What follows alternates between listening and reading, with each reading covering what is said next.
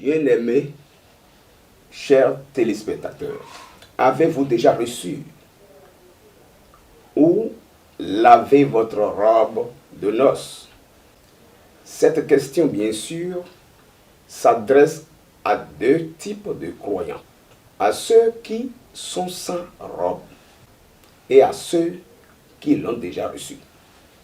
Ceux qui sont sans robe sont ceux qui n'ont aucune connaissance de Jésus-Christ et qui ne l'ont pas encore goûté. Ceux qui l'ont déjà reçu s'appellent des chrétiens. Donc le monde des chrétiens et le monde de ceux qui ne sont pas chrétiens. Avez-vous déjà reçu ou bien avez-vous déjà lavé? Un rendez-vous maintenant ou une invitation au banquet de noces, car l'heure est grave. La noce dont il est question est du ciel. Le Père a pourvu ce dont il nous a manqué depuis la nuit des temps. Il s'agit de savoir et de prendre conscience de ce que dit la prophétie. Depuis Job chapitre 1, verset 21, écoutez bien, tout le monde est venu nu.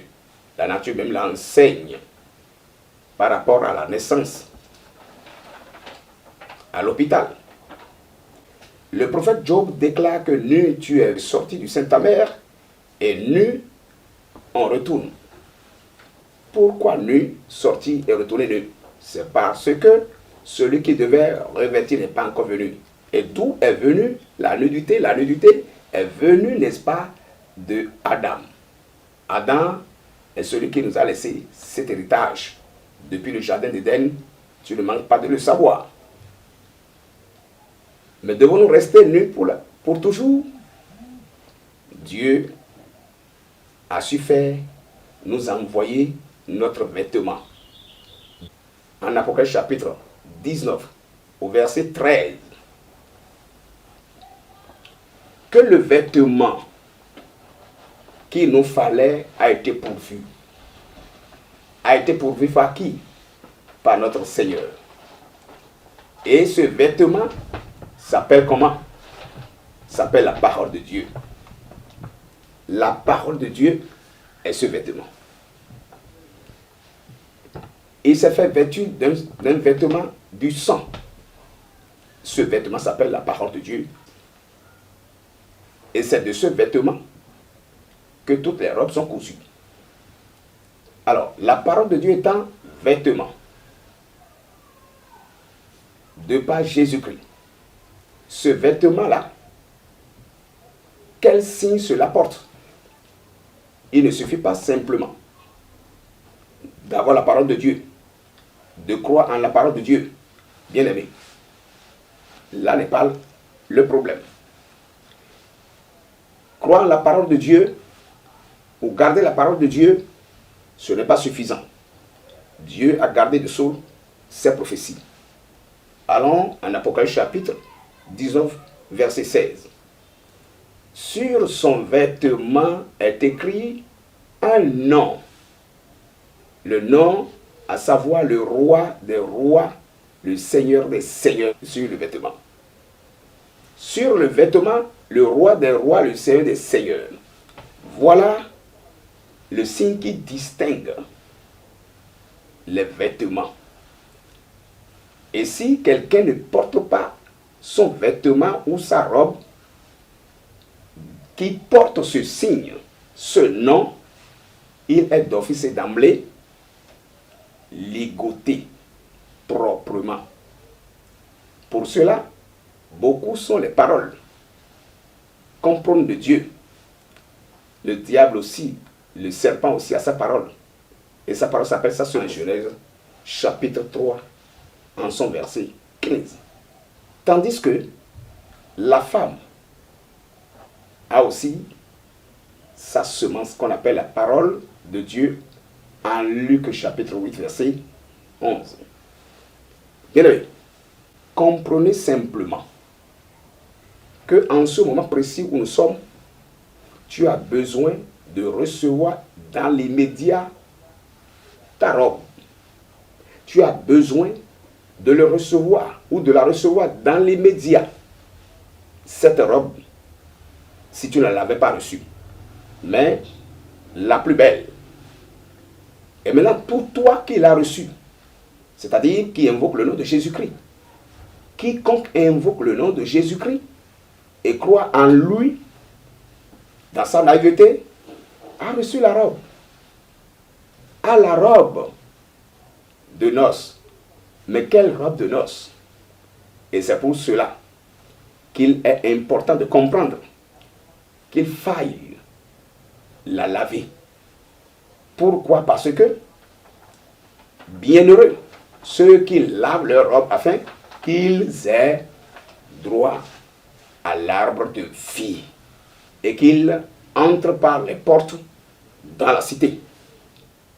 Sans laver cette robe, ce n'est pas possible. Dans les premiers temps, au moment où il était là, qu'est-ce qui s'est passé? Il a pourvu la robe. Il a revêti tous ceux qui étaient nus. L'apôtre Paul peut nous témoigner cela et confirmer ce que, en partie, Job est en train de dire dans Job chapitre 1, verset 21, en 2 Corinthiens chapitre 5, verset 2-3, que même s'ils sont nus, s'ils sont venus nus, ils ne repartent plus nus parce qu'ils ont déjà revêtu leur domicile, leur robe. Ils sont venus nus, mais ils sont repartis vêtus. Eh bien, c'est le moment précis, pressant,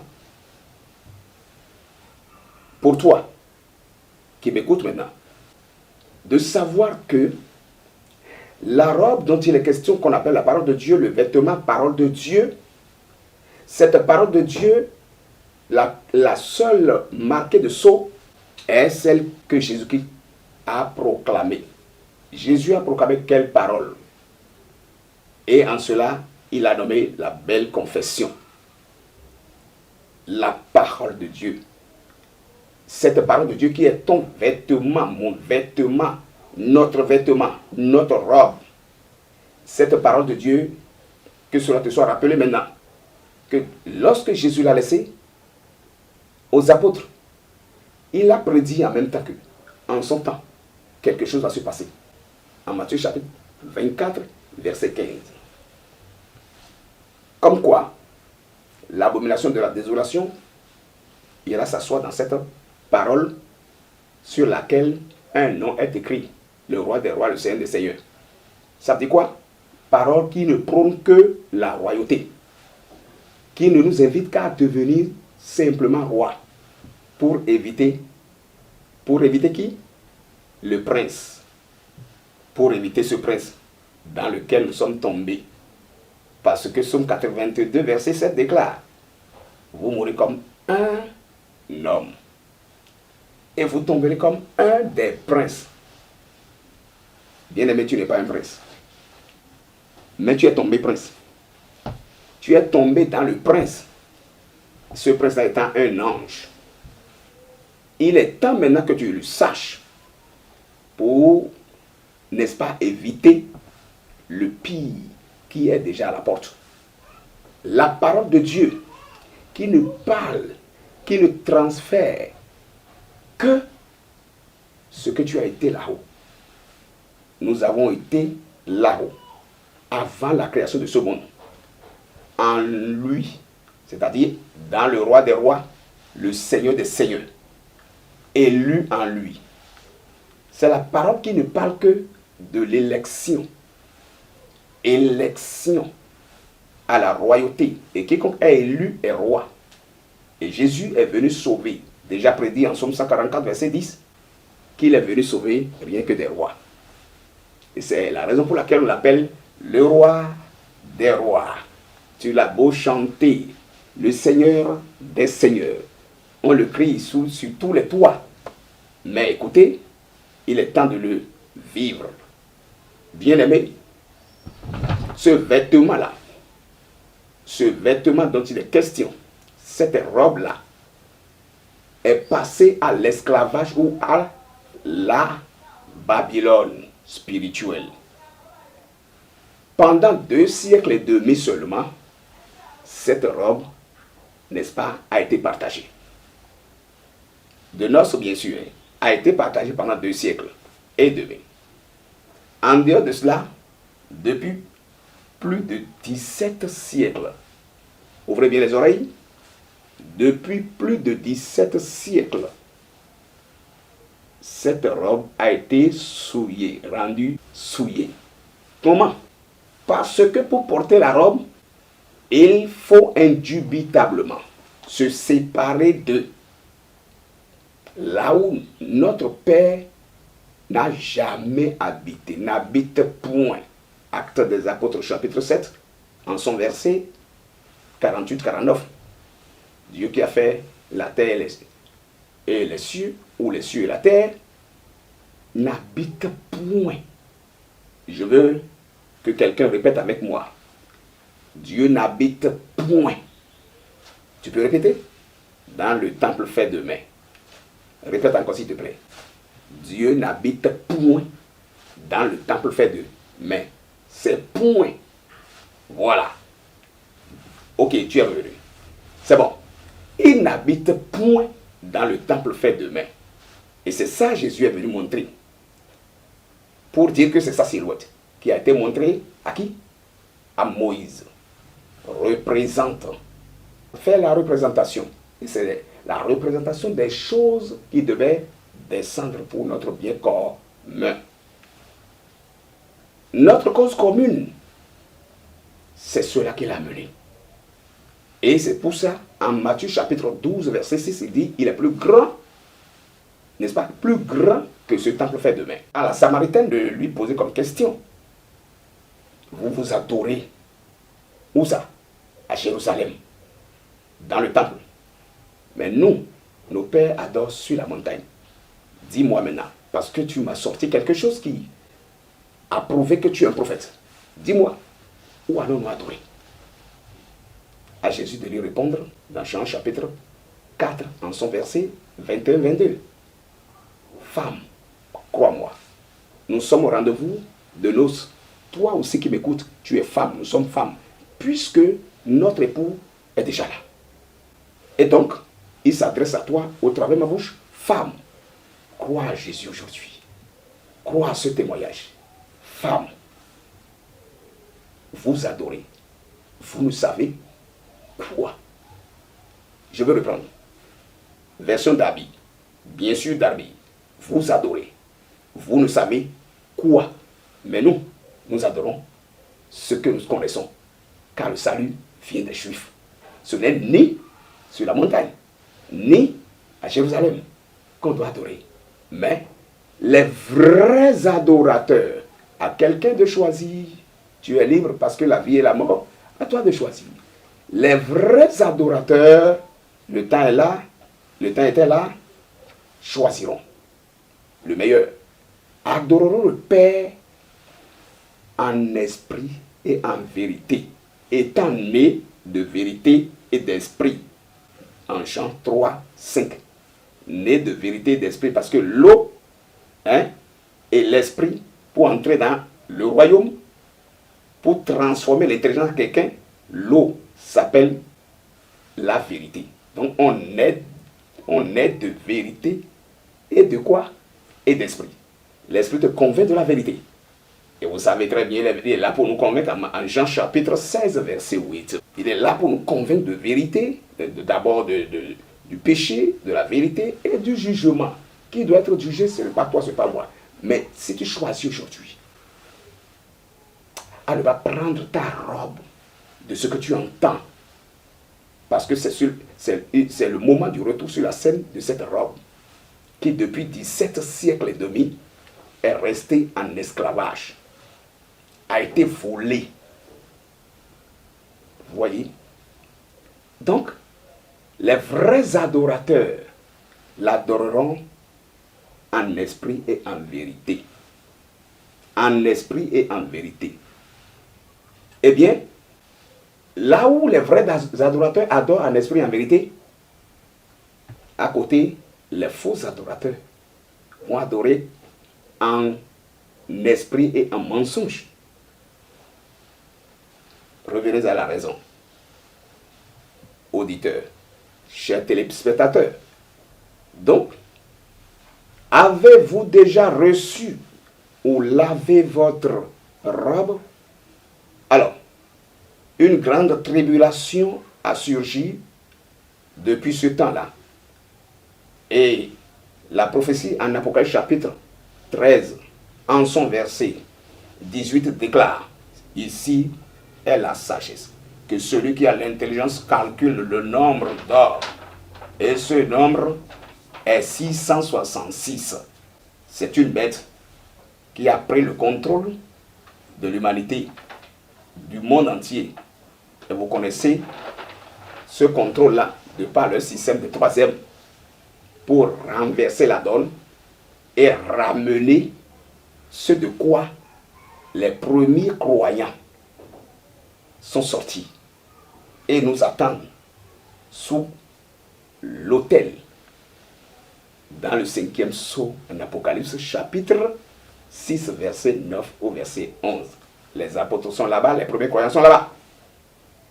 Étant donné qu'il n'est pas question de quoi? De deux royaumes et que c'est un seul royaume que son Père lui a conféré et qui nous a conféré aussi en Luc chapitre 22 verset 29. Bien-aimé, c'est le moment capital plus précis. Pour faire quoi? Pour recevoir ta robe dont la dispensation est activée. Bien-aimé, tous ceux-là qui adorent Jésus depuis ce moment-là, l'adorent en abomination, car l'abomination de la désolation est allée s'asseoir dans, n'est-ce pas, le lieu saint. Et Jésus nous a tenu informés que dès que vous verrez cela, que ceux qui lisent Daniel comprennent. Parce que Daniel était resté à la Babylone, en esclavage. Et Dieu l'a suscité pour annoncer notre temps. Tu dois comprendre et tu dois te forcer à pénétrer de connaissances. Quoi? Cette tribulation, cette grande tribulation, c'est depuis ce temps-là, depuis 17 siècles et demi environ, que l'abomination a saisi cette robe. Et c'est le moment précis. C'est-à-dire en retournant quoi?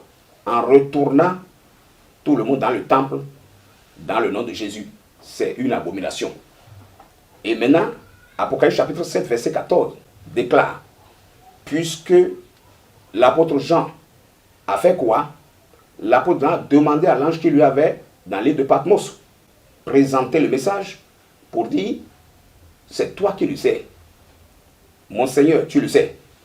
Et il me dit, ce sont ceux qui viennent de la grande tribulation et ils ont lavé leurs robes, ils l'ont blanchi dans le sang de l'agneau. Encore mieux, dans le chapitre 7, verset 9, après ces choses, je vis et voici une grande foule que personne ne pouvait dénombrer, de toutes nations, et tribus, et peuples, et langues, se tenant devant le trône et devant l'agneau, vêtus de longues robes blanches et ayant des palmes dans leurs mains. Il faut d'abord sortir de la grande tribulation. Ça veut dire quoi? L'abomination là, le temple fait demain. Et c'est pourquoi le moment où nous sommes là annonce Jésus et nous présente les conditions requises pour le recevoir. Vous êtes bénis, vous qui n'avez pas encore reçu votre robe, vous qui n'avez pas encore su qu'il s'agit du banquet de noces, vous qui êtes là encore, croyant en Jésus-Christ et prônant son nom. Écoutez, étant chrétien, c'est abominable. Un badaud de rue ne peut pas te nommer chrétien. Bien aimé, c'est abominable. Chrétien, tu pleures, tu pries parce que le temple est fermé. C'est abominable. C'est pour t'ouvrir les yeux. Bien aimé, sors de cette tribulation, sors de cette grande prostitution, reçois ta robe de noces, lave ta robe de noces dans le nom. Et c'est comme ça. Le nom pour lequel il a offert son sang pour toi. Parce que Jésus a coulé son sang pour quelle raison? Parce qu'il est qui? Parce qu'il a dit qu'il est roi. parce qu'il a dit que tu es roi, parce qu'il nous a vendu le secret, parce qu'il nous a remis quoi? La clé qui est perdue, volée. En Luc 11, 52, Matthieu 23, 13. Tu vois, c'est ton temps, c'est ton heure. Dieu te bénit si tu en prends au sérieux ce message. N'oubliez pas de vous abonner sur notre chaîne YouTube, sur notre page Disciples de Jésus-Christ pour l'élévation. C'est ça notre page de YouTube. N'oubliez pas de vous inscrire. Merci.